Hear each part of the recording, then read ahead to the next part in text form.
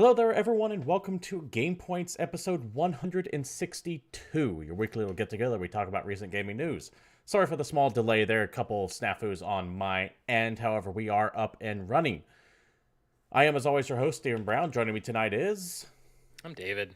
Tonight, David and everyone watching, we're going to address the Activision layoffs. Now, I know this happened the day after last week's show. It's a little bit dated news, but they turned out to be a lot bigger than we thought they were going to be. So I want to go over everything that's come out over the past week. We have some bad news for Carlton, as his lawsuit seems to be taking a wrong turn. We're going to go over the Nintendo Direct and all the cool stuff that goes there, as well as anything else you guys want to be chatting about if you happen to be here live at Twitch TV/GamePoints. If you're not here live with us, you can also join the conversation down in the comments below over at youtube.com/GamePointsPC. And regardless of where you're at, feel free to like, subscribe, throw bits at, all that good stuff. You know what streamers and content creators and all that want. Feel free to do all that if you like it, but never feel like you have to. I'm just jazzed to have you here. Dr. Hugo, thank you for showing up in the chat. Always appreciated to have your support here tonight. David. Yes. What have you been up to this weekend? Aggressively playing the Resident Evil 2 board game, which I just got on Friday. Yeah, you were telling me about that before we got in the show. Now, this is from, was it Creative Forge Games or Steamforge. Steamforge? This is the same group that put together the Dark Souls board game a couple years ago that I have a love-hate relationship with because I love Dark Souls, but that game took forever to get to me. I think I ordered it, waited about a year for the main game, waited another year for the expansions, and I still don't have any of the Wave 3, so any of like the stretch goal content. I have none of it. And there's not even an ETA. It just doesn't exist. Yeah, we were spitballing about what that could be because it seems like the Resident Evil 2 one came in more or less all intact. Yeah, I got a whole bunch of it all of a sudden. I'm assuming there's just kind of licensing issues or approval issues with Bandai Namco or FromSoft or something. Something went wrong somewhere in the communication, and it didn't. But I just remember being upset enough that I didn't ever pre-order the Horizon Zero Dawn game, and I just kind of made fun of that game when it happened. But now I've played Resident Evil 2, and I really like it, and I'm like, dang it, maybe I should have looked at Horizon Zero Dawn because maybe that game is gonna be real fun. But it's okay. I have been playing Anthem over the weekend. Yeah, how you been liking that? You got it on release date? Yeah, on the real release date. Dr. Hugo, by the way, thank you for the subscription. Always nice. Yes, on release date. Remember here at GamePoints, for us, Anthem released on the 15th, and everyone else is punished by not ponying up for Origin Premiere. Full disclosure, I did not actually pony up for any Origin Premiere. I was able to get a month of it for free. So just keep that in mind with what I'm about to say. Anthem, as a game, I've played probably about 6 to 8 hours of it right now, so not near in-game content at all.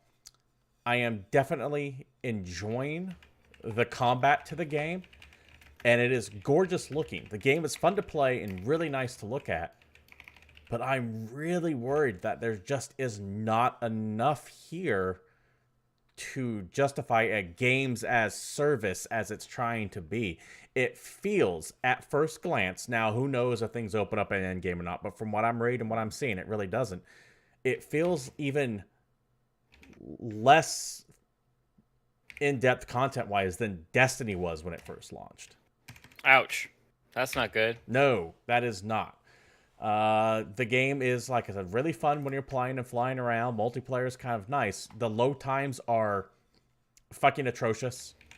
Like, you'll actually consider pulling out a stopwatch and timing them sometimes. I think I had one go over a minute once. Which I mean, if you remember, we had that amazing 95% loading bug from the beta that I encountered a whole bunch of. The demo weekend, I didn't have that, but the loading times I remember being pretty bad. So they're not fixed. They're not any better in the retail. No. Now it is actually loading up at least, and I'm not getting crashes. I'm not getting any weird glitches. I haven't had any server issues except once. I had the server crash on me once, and I was able to get back in relatively quick. Hey, Kako Futakas, by the way, thank you for showing up. That aside, there seem to be no problems mechanically with the game. I just don't know if it has the amount of content devoted players are going to expect from a games as service here. Plus, you already have people kind of suspicious of Anthem to begin with all the problems that they were having, the very, very lackluster private demo they had, so it's already got some black marks against it. People are already kind of going, well, BioWare's dead. It has a PR battle to fight, which means this game needs to be more than just good or competent. It needs to be fantastic. fucking amazing, and it's not. Yeah. It needs to be something that everyone's paying attention to, everybody's watching, and again, everybody's streaming. Yeah, and it's not. And I don't know if you saw the numbers. Apparently, it's not doing too well on the streaming pages either for a brand new game. That's actually where I was going with that. It's losing to a whole bunch of stuff. One of those is another game that's pushed out by an EA studio called Apex Legends. Yeah, it feels like they kind of sent Anthem off to die with their sudden release of Apex Legends. I don't fucking get what EA was thinking with their release schedule. They did it's a just really funny. Titanfall 2 thing here. It's just this time it didn't launch after a Call of Duty, so a bunch of people are playing Apex. That game's also really damn good, so it shows an arcane thinking on behalf of EA. At least I think these are different kinds of games. Yeah, they both demand all of your time, so obviously people will have time for both. So, also, one of them is free, and the other one is very much not. You have two ways to look at this. One is that kind of logic of people going, "Oh, they're two different types of games. One's going to draw this crowd, the other's going to draw this crowd." And I think that's an archaic way of looking at things, because at this point, the dollar, we talked about this last show, the dollar isn't what people are fighting over. It's your time that people are fighting for. Yeah. But the dollar helps. Yeah. When you have a really polished free game a week before a extra expensive game, mind you, because you have to pay more to get Anthem on launch. Why did you do that? When there's a free one. Exactly. The other line of thinking is what you're suggesting in chat there, Dr. Hugo. Maybe EA knew that Anthem wouldn't be doing so great. And I don't know. Well, it's hard to say. I also have a hard time believing EA thought Apex Legends was going to do well, because they just stealth released that game with no fanfare at all. And that seems I feel like it was all Respawn. Yeah, the more I try to guess what EA is thinking, the more confused I get. It's almost like we don't work for them. They have to have some kind of plan. They're just not telling us what that plan is. So, to sum up, Anthem. I actually like the game. I think the gameplay, from a pure gameplay stance, is fun. I like playing with other people. I like pulling off combos. I like gunning down stuff. The facial animations of the game are actually top-notch. I get the feeling that BioWare, above all else, went, we cannot have another Mass Effect Andromeda. We cannot allow any part of this game to be used in a GIF. So we have to tie down all of that. And that seems to be where all their time and development went into. Because as far as content goes, as far as this stream of entertainment that a games of service is supposed to provide, it does not feel like it is there. Once again, let me state, I have not reached end game, but from what I am seeing, you can kind of guess how some things are playing out. So unless this game really surprises me, the end game is going to be kind of and that is a kiss of death for any kind of these games of service issues or games as a service games. So we'll definitely just worried, because if you remember what the hell did you call it? Like the raid boss thing, whatever. There's strongholds in Anthem. Sure, whatever. That big thing that you need people to coordinate to do that was in the beta / demo / whatever the fuck was cool. And was probably the most fun thing that was in the demo. Yeah, I like doing that. That was fun. I would like a whole bunch of those. And the full game, from what we know, has 3. 3 of them. So I have already seen a third of the shit there is to do late in that game. Additionally, as far as there could be way more stuff. I could be completely wrong, but I cannot personally attribute to this because I have not gotten there myself. But I hear that of the 3 strongholds, that's one of them. Another one is just the final mission of the campaign played over again. That's not any good. Which, I mean, yeah, that's... unless they have an extremely aggressive release schedule, and I'm talking like every 2 weeks they release a major content update. We need going to chew through this game and be done. Fortnite seasons. Yeah, how long is a Fortnite season? If anyone in chat or on YouTube happens to know how long a Fortnite season is, please let me know. I don't know. I'm pretty sure they're on like season 9, and that game's been out for a year and a half. So a month. I don't think a month is fast enough for Anthem. I think it needs to be faster. It absolutely needs to be faster. Ulysses, thank you for showing up. Don't worry about being late, man. That is not your fault. Don't sweat it. Enjoy the show the way you want to enjoy the show. Dr. Hugo, Fortnite is a phenomenon that pools all the young, angry gamers to one central location so the rest of us can play every other video game in peace. Yeah, unfortunately, the containment game that is known as Fortnite has busted its dam a little bit, and some of that spillover has happened into Apex Legends, which is why I only play that game in groups now. And Coco says Fortnite seasons are 10 weeks. 10 weeks each. 2.5 months is not a fast enough release schedule for Anthem. It needs to be half that time, if not even quicker. By the way, Coco, thank you for getting on top of that for me. I definitely appreciate it. David. I tried to Google it, but I don't want to Google Fortnite too aggressively. Yeah, then you get nothing but ads for it, and it's just gone straight to hell. While on the topic of video game companies that are fucking up, and we don't know what the hell's going on, let's talk about the Activision Blizzard bullshit that happened last week. So, for those this happened of you immediately who watched, after we talked about it last week. No more than 12 hours after we addressed it, we were there were the rumors going around about the massive layoffs happening. Well, the shoe finally dropped, and god damn, was it even far more brutal than I thought. Now, I remember we were spitballing. I said probably around 400. It was twice that by the end. It was about 800. Soul Glove, thank you for showing up in the chat. Most of my information here is going to be coming from this article from Jason Schreier over at Kotaku. We use him for a lot of sources, so go give him a follow on Twitter if you want. So the quotes I'm going to be following are coming from this article specifically, where it says Activision Blizzard lays off hundreds of employees. So on Tuesday, Activision had their earnings call. This is essentially when a company goes, hey, we're going to discuss our quarter results. You can call into this number. Turns out that number is actually public. I was listening to it myself. I thought it'd be far more complex to get in than it was. It's not. And you have all the CEOs and executives talking about the state of the company. Bobby Kotick more or less came out and said, hey, we had a record 2018, and then almost immediately followed that up with saying they're going to fire 8% of its staff.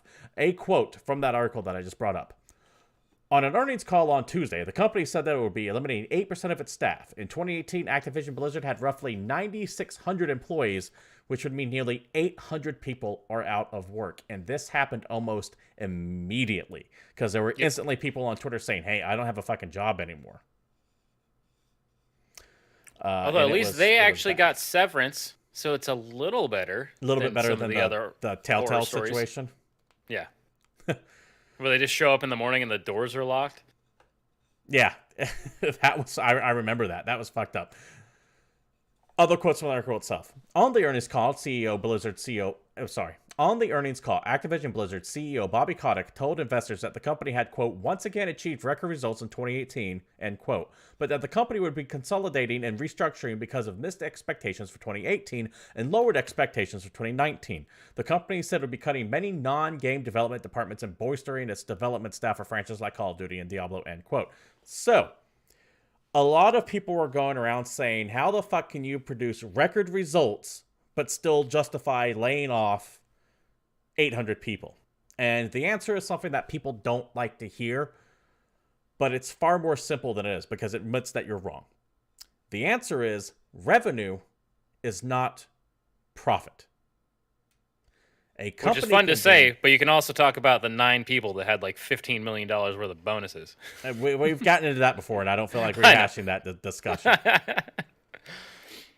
Revenue is how much a company brings in. But if you're spending a shit ton on game develop, marketing, PR, remember, a lot of this cost-cutting came from non-game development departments. Now, there's arguments about how, hey, if you work PR in a game, you're part of game development. But what they mean by that are the people who are actually doing the coding, the physical, like, grunt work on the game, as opposed to marketing or customer support.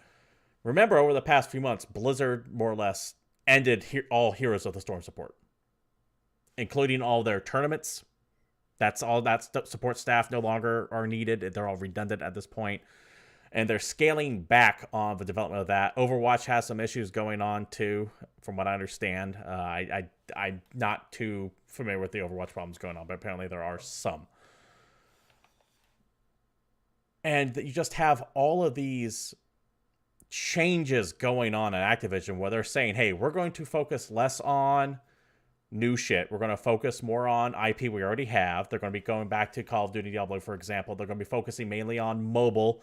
Blizzard itself, they came out and said, has no mainstay IP release in 2019. No major release at all for Blizzard in 2019. So that means no Diablo 4. That means you don't need any marketing people for Diablo 4. Essentially, you don't need anything at all from the marketing side of Blizzard if you're not having anything coming out in 2019. And I even doubt there'll be a BlizzCon in 2019 because of this. So, yeah, it's corporate restructuring. Classic bullshit excuse. So it's not an this. I don't want to sound like I'm necessarily defending Bobby Kotick because I think the guy. I think he should pull what I can't remember his name. Who used to run Nintendo? He passed away, but he took a massive pay cut. Yeah, thank you. I think he should be doing that shit. Iwata took a 50% pay cut, and multiple other board members took a 20 to 30% pay cut in 2011 when Nintendo had a similar situation where they had good revenues, they had to lay a bunch of people off, yada yada. Instead, the CEO and the board said, "We'll take less pay. We'll live with that." Yeah. And they didn't fire a single fucking person. It's not that... Also, the revenue profit argument is a little tough because if you dig deeper into their financial reports, they had a operating margin over 35%, which is also a record. Yes, but this is coming back to what I was going to get at. That's what I was about to say before I kind of got derailed a little bit here. Bobby Kotick, people shouldn't be mad at we posted record results in 2018 and brought in a shit ton of revenue. What they should be mad at is that Bobby Kotick is overhyping how valuable his company is. That's where the fuck-up's happening. We still be mad at him, but be mad at him for the right reason. Because when he says, once again, we achieved record results, that's not him saying, oh, we did really good. That's him trying to put spin on bullshit he's been selling about how well his company's doing for a long time. I just want people to kind of realize, I want them to be angry at the right thing. Does that make sense? Sure. We're just angry at very different things. this all ties back into my rant last week about how hype is killing everything. In this case, he is hyping things up to investors, and then he realizes he can't fucking match that hype, so investors pull out, which means their stock drops, which means the price of the company drops, which means profits go down, which means people got to get fucking cut. Still his fault, but his fault for a different reason other than, oh, I'm a greedy CEO and I need to drain blood from a stone. No, it's because he fucking sold snake oil. Some people say I'm splitting hairs here, but that's just how it goes. Let's see. Let's take a look at chat here. Coco Fataco says, I mean, if a company has to choose between completely disintegrating for firing a certain amount of employees, it's best to fire those employees. I hate to say it, but that's how the corporate world works. I do understand that line of argument. I absolutely do. And there is an argument to be made about how if Blizzard is not producing anything, why do you need staff members to be promoting for shit at Blizzard if they're not doing anything? You understand what I'm saying? They're just going to be paid for doing nothing for the next year and a half until the next game comes out. So I get why layoffs happen.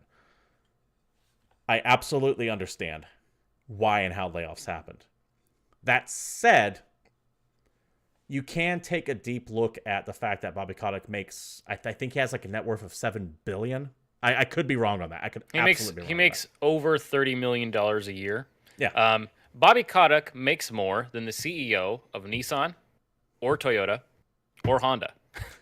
Video games also bring in more money than Hollywood does these days. So remember what I was saying last time. If I'm a CEO and I have a track record of going into a company and bringing in an extra $60 million of profit, I'm going to go, I want $30 million of that. I don't begrudge him for how much money he makes. What I begrudge him on is this feeling of... My issue with him is this he seems to have a inability to accept responsibility for what his actions are. And that's my problem with it. Not how much money he makes, but the general passing the buck of his responsibility.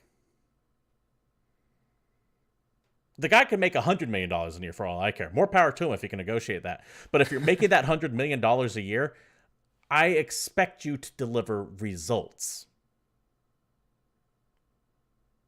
And Activision, under his leadership, it fucking dropped 40% the past 6 months. That's not good leadership.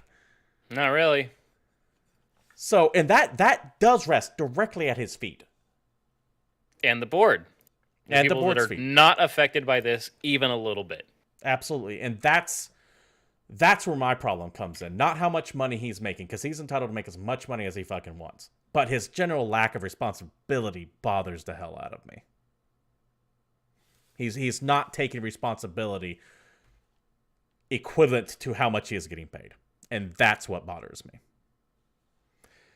Anyways, a couple other quotes that kind of tie back into the article that I wanted to bring out before we continue on with the story. Because we had talked about this in depth last week. Almost everything was already known. They just didn't make it official until then. So let's see. Going back from the article itself, quote, at Blizzard, the layoffs appear only to have affected non-game development departments such as publishing and esports, both of which are expected to hit hard, end quote. That ties back into what we mentioned earlier about how Heroes of the Storm had all their shit canceled. Overwatch seems to be having some problems. They're also getting their lunch eaten by Apex Legends and Fortnite, which is kicking both those games are kicking their ass. Let's see, what else? A quote from Blizzard President J. Allen Brack said the following. Over the last few years, many of our non-development teams expanded to support various needs. Currently, staffing levels on some of those teams are out of proportion with our current release slate. This means we need to scale down some areas of our organization. I'm sorry to share that we'll be parting ways with some of our colleagues in the US today. That goes back to what I was talking about. If you're not doing tournaments for Heroes of the Storm anymore, if you're swallowing all these costs, if you're not releasing anything in 2019, it sucks to say it, but that means you have people on the payroll who have nothing to do. Right? Mm-hmm. And that makes sense. You got a bunch of people that aren't actually doing anything? Okay, yeah. So, not to play devil's advocate, but to kind of run counter to what I was saying earlier, how does slashing Bobby Kotick's pay give them something to do? I have an answer, but I'm curious to know what you have to say. Oh, I'm not saying that slashing his wages give them extra work. I'm just saying that it's skewed in such a way that he fucked up and the board fucked up and they had no repercussions whatsoever and they fired a bunch of people. And yes, I understand that some of these people were marketers and people that were doing stuff for Blizzard, but not everybody was. No. And they didn't even get a seat at the table or any kind of decision or anything. There's a shit ton of people that just lost work. And they probably could have figured out a way to keep some of those people. I think that there could have been absolutely some restructuring. They could have not restructuring, a reassignment of talent. But I don't know the insides of Activision. I don't want to try to... I know we try to guess what Activision and EA and all them are thinking all the time, but in this case, I don't know what exact decisions came in here other than them saying, hey, we just didn't have a place with them anymore. The only answer I see, and I'm really playing devil's advocate here at this point because I don't necessarily agree with this, but the only answer I keep seeing from pundits online is, well, Bobby Kotick should have just taken a pay cut. Okay, well, how does that protect their jobs? Do you mean you pay for what he's paying for? Okay, cool. What are they going to be doing? What is their job now other than just sitting and collecting a check? Like, where could we have put them? Yeah, I mean, they could have worked on it, but I am not the CEO of something. I'm not a board of directors kind of guy. I'm just some fucking asshole with a podcast. So I don't have these answers. There's people that do this shit for a living that probably have better ones. I just think it's fucked up. And I had to do this because I couldn't just let it go. Yeah, I heard you searching for something. I'm not sure what. All right, so let's break this down. Bobby Kotick, what was his salary last year? About $30 million? You said about $30 million.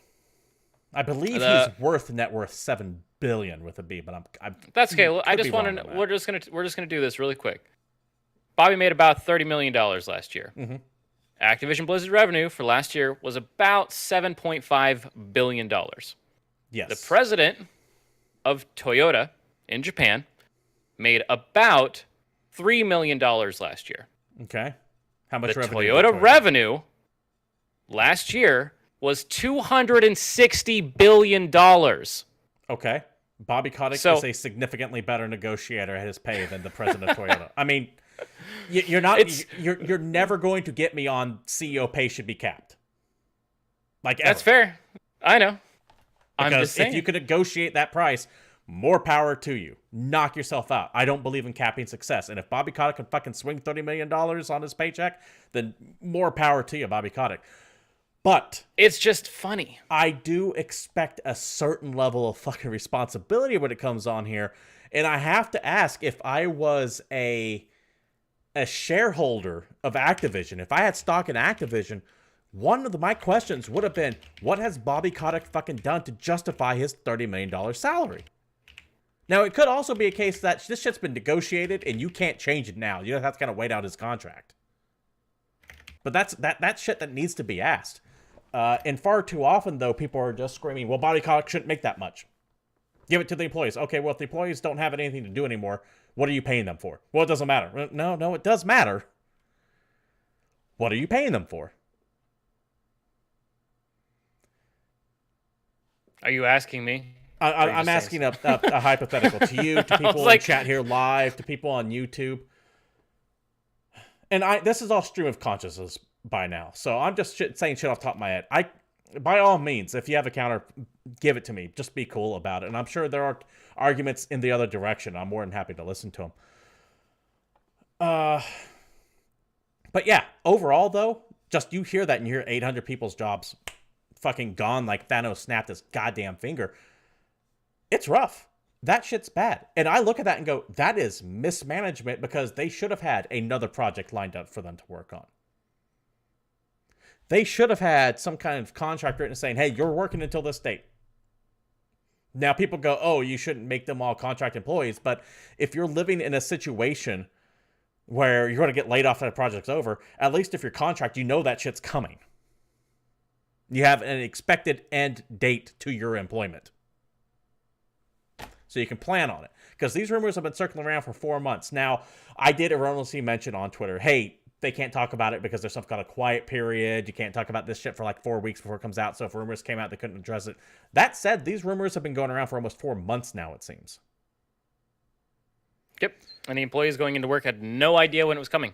Yeah, so... Crying in the parking lot. It is a bad, shitty situation all around. All I'm saying is that if you want to be bad at Bobby Kotick, be mad at him for the right reasons. And that's his general lack of responsibility as opposed to how much he makes. Because it's not how much he makes that's the problem. It's his lack of responsibility that's the problem.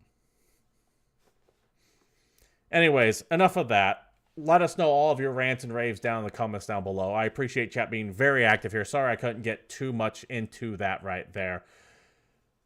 Plus, we had this entire conversation last week, so it's a heated topic, for sure. I'm just over it, mostly. Moving on to the next thing here real quick. This I also found interesting. This comes from GameStop. Once again, all links, by the way, that I mentioned will be provided down in the description below if you're watching this on YouTube. GameStop has an article titled, Activision Explains Why It Breaks Up with Bungie. And this kind of relates more to what I was talking about earlier about what they're trying to focus in on. This is a quote from President and Chief Operating Officer Cody Johnson, and the quote is as follows. We did not own the underlying Destiny IP, and we do for all of our other major franchises, which we think is not just differentiator for us in the industry, but also controlling the underlying IP gives us a chance to move with new experiences and new engagement models, which also come with new revenue streams. Sorry, my cadence on reading that was off. It's a very... Anytime I try to read a quote from one of these executives, my cadence is always fucking off because they speak in a way that no human being speaks. Yep. And it's stilted, and it's full of spin, and it's full of hype. It's deliberately designed to be confusing so you don't stop and go, wait, what the fuck? So I have to read for this article a couple times before I find what the key thing he said there was. And the key thing he said there was new engagement models which also come with new revenue streams, i.e. they couldn't microtransaction Destiny hard enough. Yeah. They want to build their own shit from the ground up, because remember, Bungie owned the IP to Destiny, so Microsoft really could say they can make suggestions, but they couldn't come and go, no, it will have this. And they couldn't monetize it enough. So they didn't care that they broke ways. By the way, another quote from this guy says, Destiny is the highly critically acclaimed quality control content was not meeting our financial expectations. Back to the hype argument, Destiny was in the top 10 best-selling games in both 2014 and 2017, the years it came out. But yet it did not meet their financial expectations. If your game hits the top 10 bestsellers of those years when they came out, and it does not meet your financial expectations are fucked, and you're selling bullshit to your investors. Basically, you're a little ridiculous. Yeah, it's all hype. It's all ethereal nonsense. Ulysses, thank you for dropping by. You have a good night. I am sorry it is so late. You sleep tight. I'll catch you next time. It's all bullshit. It's in the air numbers that they're pulling out. Dead Space will sell up 5 million. Yeah, 5 million copies. That sounds good. Let's make up numbers. Not based on any fucking reality at all. Not fucking based on any statistics you have in front of you. Based on shit other things sell. You know what? Fuck it. I'm going to the show. This episode of GamePoints, it's other gaming podcasts of an hour long Gleep tend to get 50,000 views. This podcast is going to get 50,000 views on YouTube. Give me money. I have 50,000 guaranteed subscribers. That's the same shit. That's what they're doing. It's bullshit. And it's the lack of people calling them out on their bullshit and taking responsibility for this bullshit that drives me nuts. Because that's where the capitalist side of me comes in. If I'm an investor, I'm on those fucking phone calls going, why the fuck are you selling me bullshit?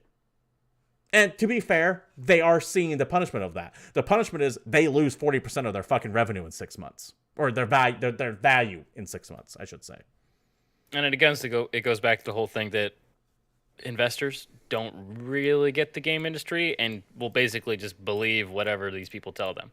Because they don't have any other frame of reference. This game's gonna sell more than any other game in a history time, and that's gonna be this much money, and you're gonna watch it, and they just make up a number, and it's not right because One more fun fact about this Destiny bullshit I want to mention.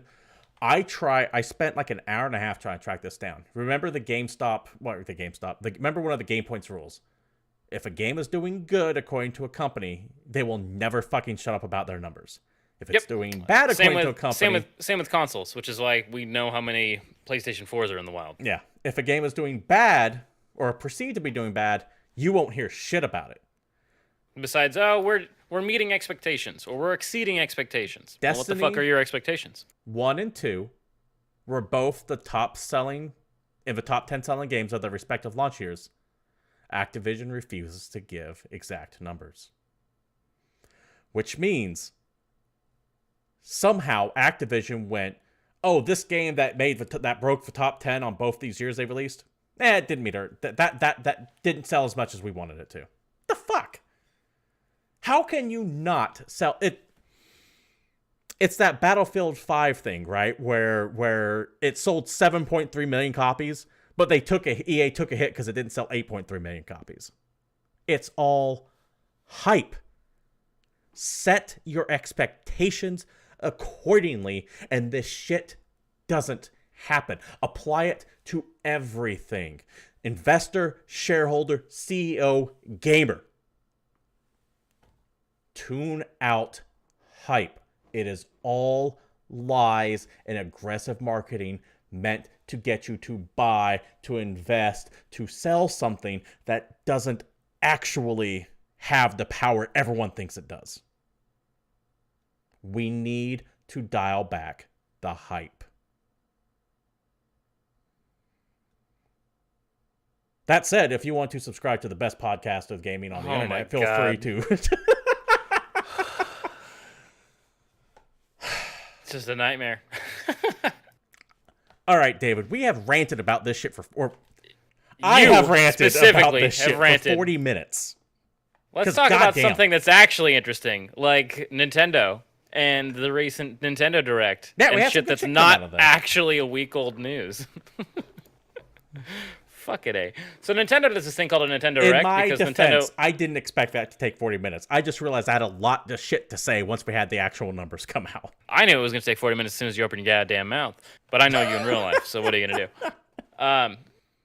Nintendo does this thing called a Direct, which is their straight to YouTube. Here's what Nintendo's working on because we don't have big conferences and we don't I do all love that it. other nonsense. They're tight, they're quick, they're nothing but game announcements, little bullshit, lot of info. They're amazing. It's great. And there's a few cool things that were in there. There's actually a whole bunch of stuff, and we can give you a rundown of everything if you really, really want us to, or you can watch the 30-minute video yourself on the YouTubes. Link provided down below on YouTube. But a couple cool things. The big one, Super Mario Maker 2 has been announced for Switch with a release window of June of this year. And big that fan of these is quick announcements and release awesome. dates. I'm actually really hyped for Super Mario Maker 2. I will probably play that and enjoy it immensely because Mario Maker was a game on the 3DS or the Wii or whatever the fuck it was on. I never played it though. Wii U, I believe. Who has a Wii U? Exactly. Whoever had a Wii U. So to me, this is a brand new experience that I've never seen before in my life, and I can't wait to check it out. I remember watching a bunch of videos of all the different created levels and the outrageously difficult ones, or the ones where you just stand still and the level plays itself around you, and that's pretty amazing. Also, Coco with the perfect quote: "Super Mario Maker equals fuck it, you make it since you're so goddamn smart." Yeah, that's what it is. That's what I was actually chuckling. We're not gonna make another Super Mario World, so you do it. And I'm down, because while I'm not going to make it, I fully intend to play it when somebody else does. We had some more. Yeah, break it all 3. down for us. We got some more Marvel Ultimate Alliance 3 info. Black Order. Super excited for that. Stealth announced. Well, not stealth announced, but was announced at the Video Game Awards out of nowhere. And I was like, holy shit, they're bringing this series back? And it's Switch exclusive. There was Smash Brothers updates, Captain Toad updates, Bloodstained Ritual of the Night. That's now coming sometime in the summer of 2019. That's exciting. That's that spiritual Castlevania old game. That's not the 8-bit one. This is directing it, and it is essentially a spiritual successor to Symphony of the Night. There you go. Dragon Quest Builders 2, I'm actually pretty excited about because I thought that game was cool, and the one thing I thought it needed was co-op, and this one looks to have it. I don't know if you can play through the whole story, though, but this is the Minecraft meets Dragon Quest, so it's definitely got that Akira Toriyama art style, but it's a Minecraft game with an actual storyline, like a full-on RPG, and that's kind of cool. Some Starlink stuff, some Yoshi's Crafted World stuff, and they sneak released Tetris 99, which is a Tetris Battle Royale. Really fucking amazing.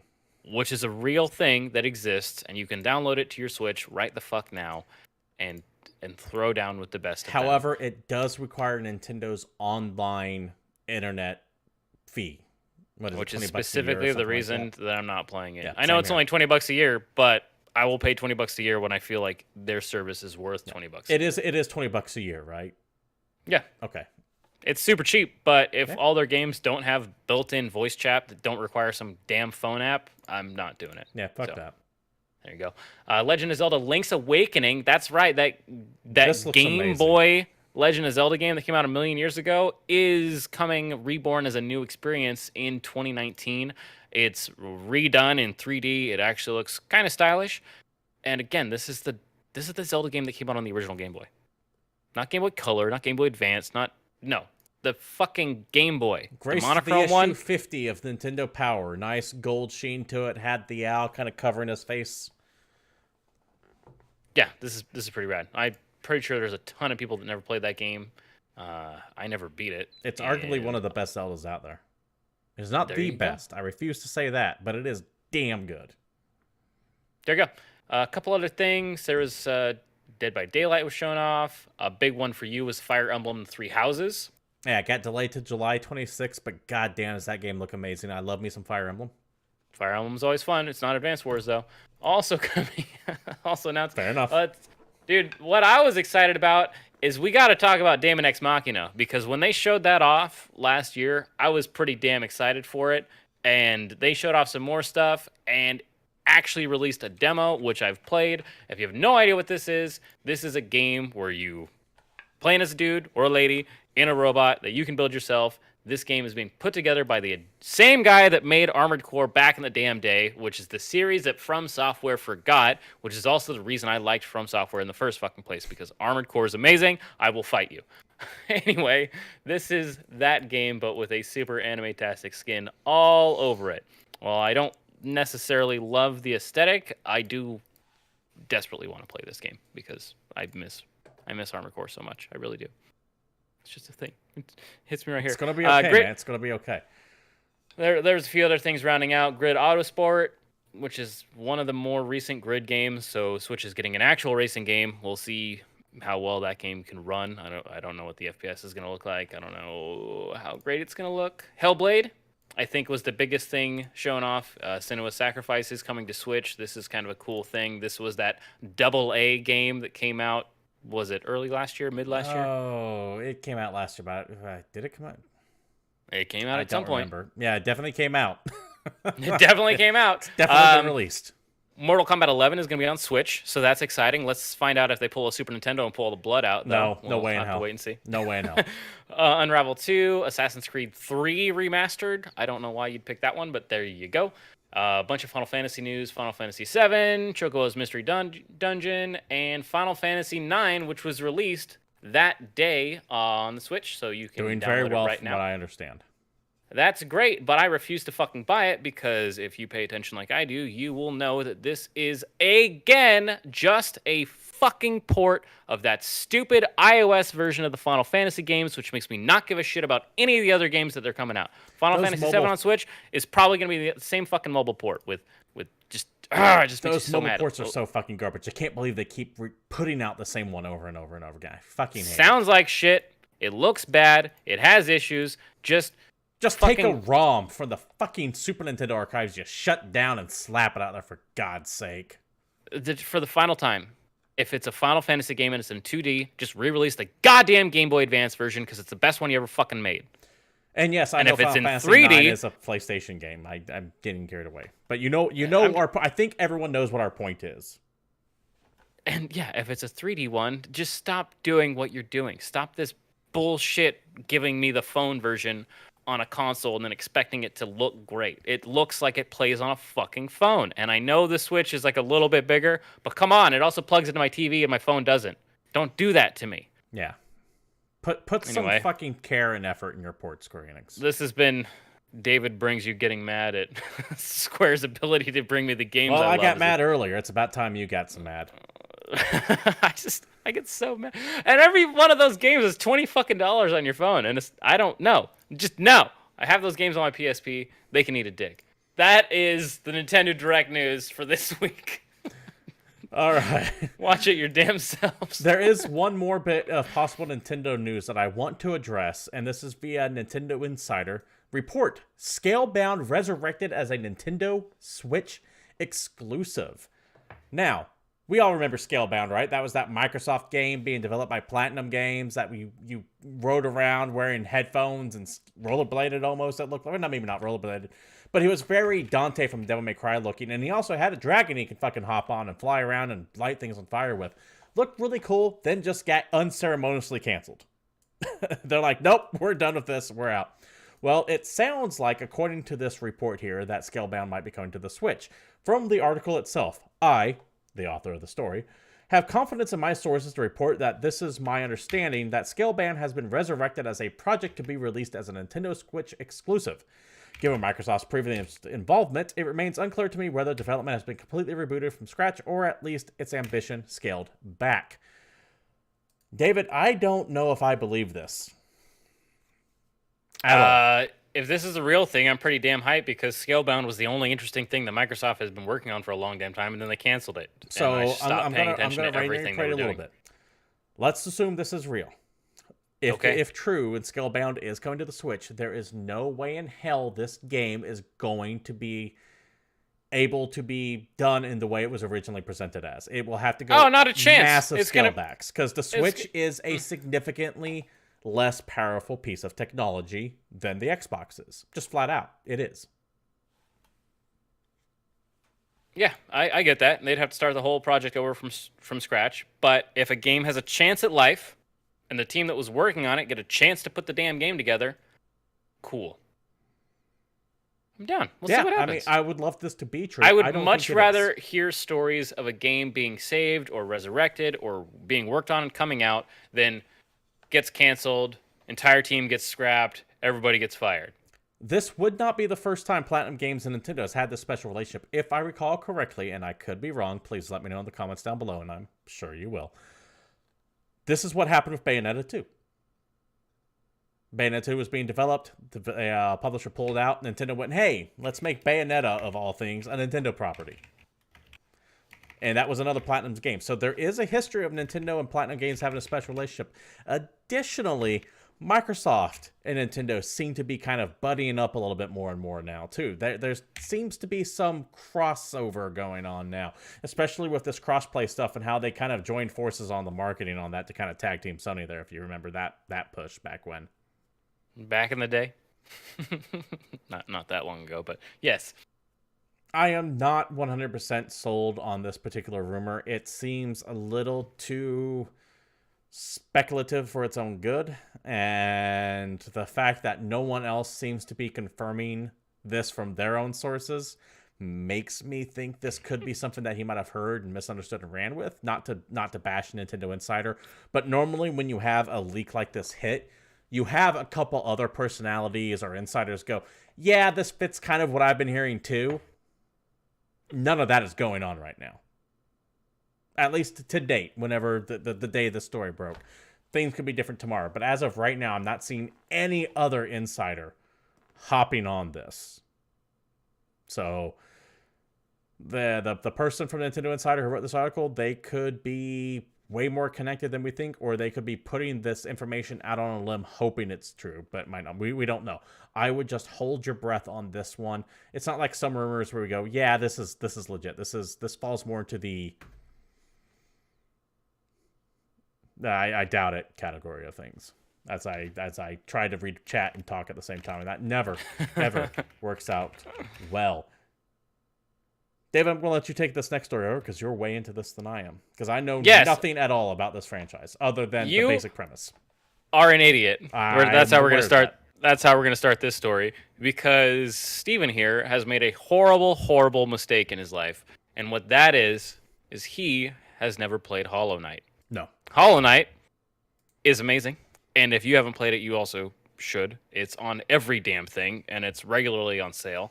And I think that game's fantastic. It's a Metroidvania roguelite-esque game that's and I love damn all stylish. I love all super atmospheric and legitimately fun. You can call it Dark Souls-y if you want, in that sometimes you die and you got to go back to where your body was and fight your ghosts so you can get your credits that you can use to upgrade yourself.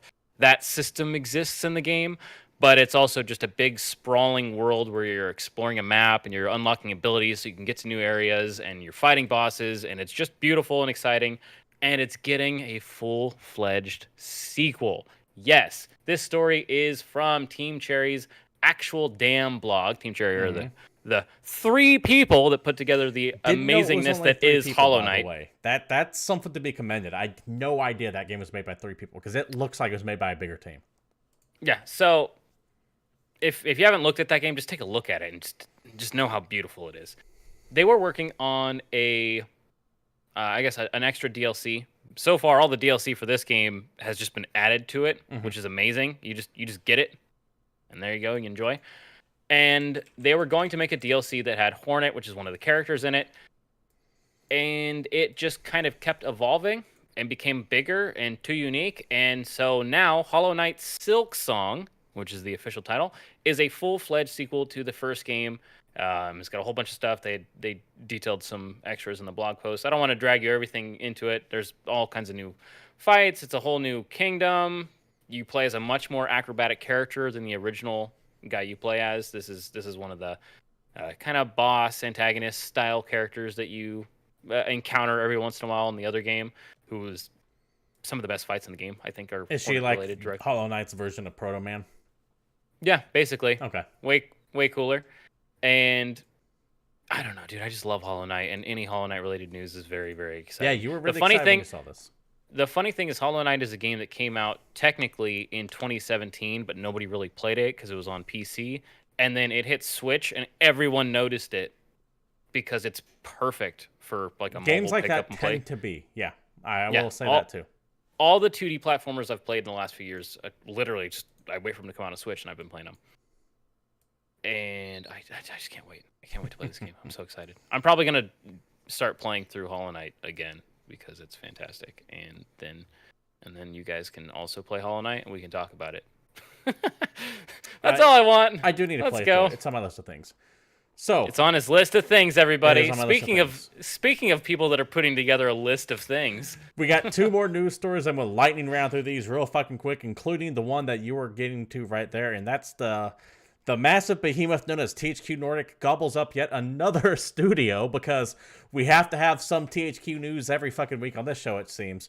THQ Nordic acquires award-winning Warhorse Studios, the studio behind Kingdom Come Deliverance, here in this press release. If you want to read it, the details will, of course, be down below. From the article, however, in a correspondence last month that was surfaced on Wednesday, around 1, THQ Nordic AB acquires 100% shares in Warhorse. Essentially, they bought the entire company, lock, stock, and barrel. THQ now owns all of Warhorse Studios. It is a THQ subsidiary at this point. That does come with the acquisition of the property rights of intellectual property rights to Kingdom Come Deliverance. That is that super realistic medieval knight RPG, which is actually really goddamn cool. I recommend you take a look at it if you haven't. They paid 42.8 million euros, which is roughly 48.4 million in American.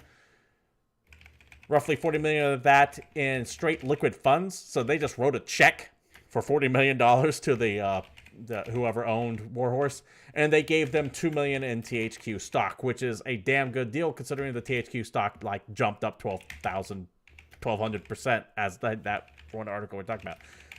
Bleh. Anyways, Warhorse Studios now owned by THQ Nordic. Who knows if they're going to do anything with them, because THQ Nordic is a big fan of just fucking buying shit for nothing. I will say this though. THQ Nordic, our guess has been they've been buying up all these IPs for like a fucking song. Like, here's 50 grand for Destroy All Humans because you ain't doing anything with it. That's our theory anyways. This is serious money. That's why I wanted to have those numbers specifically quoted in here. $40 million for the IP and the studio as well. So, unlike the other things where I think THQ is just sitting on them, this actually, they must make something in they this are franchise. Putting together the best B studio that has ever existed. Dude, I was gonna say when you can't afford BA Baracus in the A team, you go for the B team.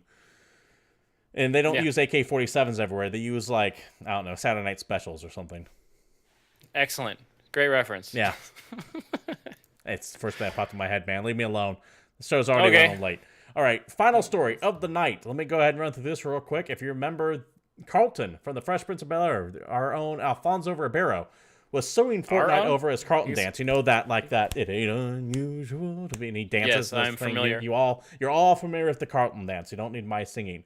Well, according to the Hollywood Reporter, in a correspondence last month that surfaced on Wednesday in California's federal court, Saskia Florence, supervisory registry specialist in the Office of Performing Arts Division, told Ribeiro's attorney that registration must be refused because his claimed choreographic work was a simple dance routine. That was a nice womp womp. I usually just say womp womp. Long story short, you can't copyright like a 3-step dance routine. You can't do it. You can copyright maybe like an entire routine, but this is all getting weird because now we're talking about trying to copyright a dance, and that is basically just going to set a precedent so that everybody that's mad at Fortnite for like stealing dances and all this other stuff are just fucked. And that's why we're talking about utterly. it here, because all these people were suing 2K Games, or rather take Epic, thank you, Epic Games over this shit. There's also things with Take-Two getting sued over NBA 2K about dancing going on there too. So he would Carlton, Alfonso Ribeiro. Sorry, I keep on calling him Carlton. That's Alfonso fair. Ribeiro. I call him Pepsi Kid. Was going around and suing everyone, which led to a whole bunch of other people suing everyone over dance moves, which is why I think there are no dance moves in Anthem, and a side story. Long story short, you couldn't copyright it. Too bad. Now all those cases probably fucked if I had to venture a guess. So expect more dances to be put in soon. Either way, we won't know the results of this until much later down the road, David. So between now and when I can find out if Carlton gets paid or not, what can I play then? Well, I'm we got a going couple fast because it is 9 o'clock and I want to get the fuck out of here. You're the one who took up all the damn show, man. Now it's my time to shine. Let's talk about video games. There's almost nothing coming out this week, and the only game that's actually coming out came out last week. But let's talk about it anyway. We are almost there, and also coming out this week is Almost There, the platformer for Xbox One, PS4, PC, and Switch. This is an indie action casual strategy game. I don't know. I put a string of adjectives together, and it sounds good. This game actually looks pretty tight to me. This looks like a brick-based kind of physicsy Meat Boy. Like you run around, jumping between saw blades, dodging lasers. It's really built for like the hardcore platformer style game. Looks like perfect like Twitch stream I like bait. platformers, but I do not like the super hard stuff like this. Like I don't like Super Meat Boy, for example, or I want to be the guy, or I want to be the bossy. I can't. Now see, I don't have the. I dislike I want to be the guy, but I love Super Meat Boy, and to me it all comes down to the controls because Super Meat Boy's controls were super tight. I want to be the guy I always felt was sluggish and didn't feel great to play. Meat Boy actually feels good to play, and that's, for me, the deciding factor on any of this stuff. If it feels good, if I feel like I'm the one at fault all the time, then I might be able to get behind it. But if it's like, that input seemed screwy, then I won't play it. I don't want to deal with it. Right. Also coming out this week, Steins Gate Elite for PC, PS4, and Switch. Steins Gate came out, I think, a while ago, but I think this is a sequel? Steins Gate has been a franchise for a very long time. It gets confusing because I don't... adventures, anime/manga stuff. All you need to know is that it's a visual novel that's from an extremely popular franchise. Yeah, it's an anime visual novel game where you play as a bunch of kids who change the past through email, and then time spirals out of control. I don't know, and it's man. a weird adventure game, and it's got branching storylines, and every choice you make has a consequence, and it's got a bunch of endings. And there you go. Also, Yakuza Kiwami hits PC this week. This is the remake of the first Yakuza game, which came out way the hell back in the day for PS2, right? So, yeah, it was on PlayStation 2. I've been wanting to play the Yakuza games, but they're very old now, and I kind of want to start from the beginning. This is perfect. Kiwami, I've been waiting for this. Is exactly what you need because Kiwami is the remake of the first game, so it's exactly where you'd want to start. I know like Yakuza 5 came out fairly recently. Yakuza 0 also came out fairly recently, but I think we skipped a few of them in the US. We only got like the first one or the second one or something. No. We might. Or they came out and maybe it was the they third just came out a long time ago. I don't know, but they've been since the PlayStation 2 days, so they've been coming out for a while. I think anyway, these games America now. These games look hilarious. You play as like a up and coming Yakuza boss who goes to jail, and then you fight people, and it's kind of over the top, and it has choreographed dance scenes. It's and way more Saints Row than Grand Theft Auto. Definitely. And now you can play it in 4K with uncapped frame rates. Yeah, I definitely want to pick this up. I think I'm going to take a look at it. What's funny is this game is sitting installed on my PS4, but I haven't touched it because they gave it away for free, I think, for PS Plus the last month or the month before. Free, but yeah. Yeah. Good night, Coco. Thank you for showing up. They already had my money. Also coming out this week, Devil Engine for PC and Switch. This looks fucking amazing. Yeah, this is a like old school. It's a shmup. Side-scrolling shmup. Shoot 'em up.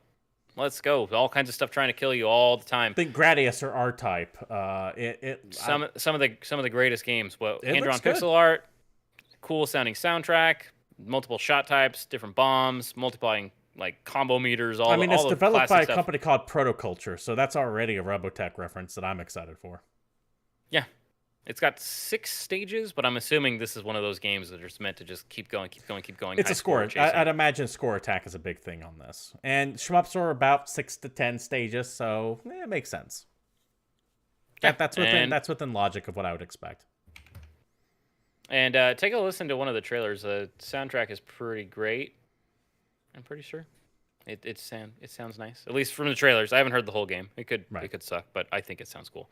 And finally, we can discuss a game that absolutely 100% came out last week, and I don't give a fuck what you say, EA, and that's Anthem, which is Yes. being poor man's released on PS4, Xbox One, and PC on Friday. Because if you don't have the money for EA's fancy nonsense, you don't get to play it on time, and you have to wait. Remember You're a our sucker. stance. Once a game can become available for everyone, then that is its release date. This game became available to anyone who had Origin Premiere on PC. Anyone who's not willing to pay for Origin Premiere is punished by having a week later release date. Do not buy the hype, once again, to tie that word back in, of EA saying, get Origin Premiere and get early access to all of our games. It's like, nah. It's not early Origin access. Premiere, get the actual release date to games. Everyone else gets fucked. I hate You can this also bullshit you so can also much. go back long enough to see our original review of PlayerUnknown Battlegrounds when that game was launched at $30, and we said, "Hey, this is a video game that costs $30," and we reviewed it as it was when it was broken Yep. and shitty and garbage. Because guess what? That you made me pay full price for a game that fucking counts. And then surprise, when 1.0 patch came out, it was still broken and shitty and garbage, in my opinion. Long story short, the GamePoint stance on things like early access, early release, things like that is the moment you charge a full price for it, it can be judged accordingly. If your early access game is $50, then your early access game will be judged as if it was a full release. And if your early access game is $10,000, you're a piece of shit. Star Citizen. I will continually bring that game up on every fucking episode until it's released. Fuck those guys. It's never coming out as vaporware. And David, with that, I believe that wraps up new releases, and as such, we'll wrap up the show itself. This has been GamePoints 162. A little bit more of a rantier show than I'm used to. I kind of didn't expect... I thought that was going to be a quick touch on the Activision bullshit, and then we'd move on to other stuff, but nah. I just couldn't let that fucking bone go, could I? No. And if you enjoyed that rant, I definitely appreciate it. We do stream live here at Twitch TV/GamePoints every Monday at 8 p.m. Pacific Standard Time. Please feel free to join in the conversation like Dr. Hugo, Coco for Tacos, Ulysses, everyone else who have to pop in by. Always good to see all of you, and feel free to add your own comments to it as well. If you can't watch us live, though, tune in onto our YouTube page. That's youtube.com/GamePointsPC. And feel free to comment with your ideas, suggestions, comments, disagree, agree, whatever down below. I'm just jazzed to have you here. Regardless of where you watch us, if you like what you see here and you want to support the show any way you can like, follow, subscribe. If you're sitting on that Amazon Prime or Twitch Prime account, I'd appreciate use it here. But if you don't use it here, use it somewhere. It does go to waste if you don't give it to your favorite streamer. I will be back tomorrow playing some regular random games, maybe even Yakuza Kiwami. I'm not positive on that yet. I'm in talks to see if I can't just get a copy of that, so I might hold off on that for the moment. Dr. Ego wants more Soldier news. Too bad. Soldier has bossed up in his own words and will not be talking probably for a while until all this shit gets sorted out. If you like the show, you can follow it at GamePoints PC. You can follow myself, Steve Brand, at CapitalistPig21, and you can follow David Smith there at PalShop_Story. Once again, this has been GamePoints GamePoints episode 162. Nailed it. You all have a good night, and we're out of here. Join our Discord. Join our Discord. Links down below. You gotta remember that. Nailed it. God damn it.